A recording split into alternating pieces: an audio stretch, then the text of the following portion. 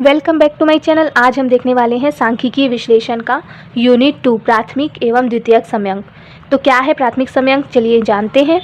देखिए, प्राथमिक समयांकों से आशय ऐसे समयांकों से है जिनका संग्रहण अनुसंधानकर्ता द्वारा अपने प्रयोग के लिए पहली बार किया जाता है।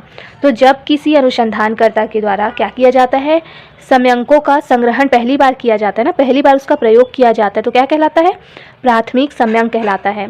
प्राथमिक समयांक अनुसंधान के लिए पूर्णतः अनुकूल होते हैं क्योंकि इन समयांकों का संग्रहण पहले से निश्चित उद्देश्यों को ध्यान में रखकर किया जाता है।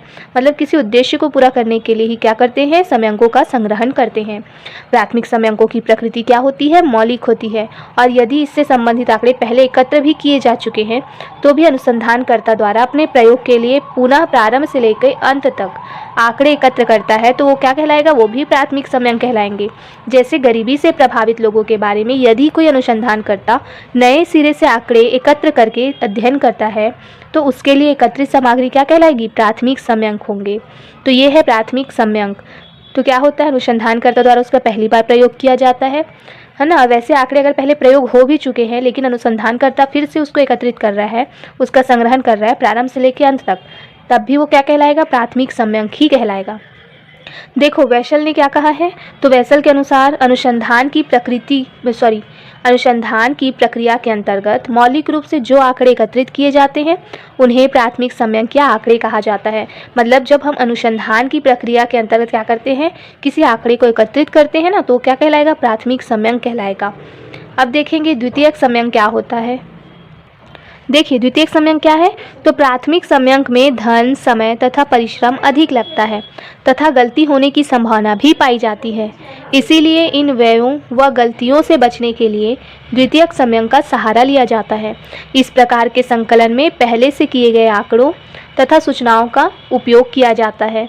तो देखो प्राथमिक समयांक में क्या होता है, प्राथमिक समयांक में धन, समय और परिश्रम अधिक लगता है ना। सबको पता है कि उसमें एकत्रित करेंगे, उसकी जांच करेंगे तो समय लगेगा, मेहनत भी लगेगी तथा गलतियां होने की संभावना भी उसमें होती है। इसीलिए इन व्ययों व गलतियों से बचने के लिए क्या किया जाता है, द्वितीयक समयांक का सहारा लिया जाता है। और इस प्रकार के संकलन में पहले से किए गए आंकड़ों तथा सूचनाओं का उपयोग किया जाता है। मतलब पहले से जो आंकड़े संकलित किए गए हैं, जो सूचनाएं संकलित की गई हैं, उनका प्रयोग किया जाता है, तो वही क्या कहलाएगा, वही होगा द्वितीयक समयांक। सरल शब्दों में द्वितीयक समयांक से आशय ऐसे समयांकों से है जो पहले से ही किसी व्यक्ति, संस्था तथा सरकार द्वारा एकत्रित किए गए होते हैं तथा उनका पुनः उपयोग किया जा रहा होता है। मतलब किसी डेटा को पहले से क्या किया गया, एकत्रित किया गया है और उसका फिर से प्रयोग कर रहे हैं, तो क्या कहलाएगा, वही द्वितीयक समयांक है।